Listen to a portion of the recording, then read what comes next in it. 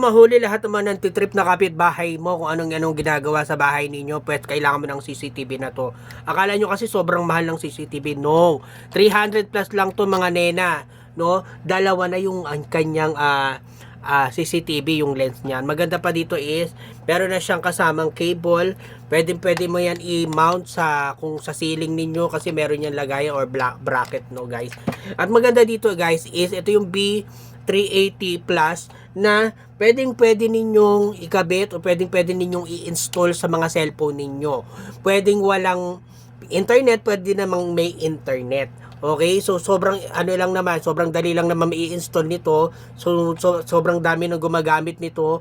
Panoorin niyo lang yung mga video tutorial about pag-install ng CCTV. Ganun lang din siya guys. I-install niyo lang sa cellphone tapos pwede niyo nang makita at ma-monitor yung sa loob ng bahay niyo. Lalong-lalo na maraming mga taong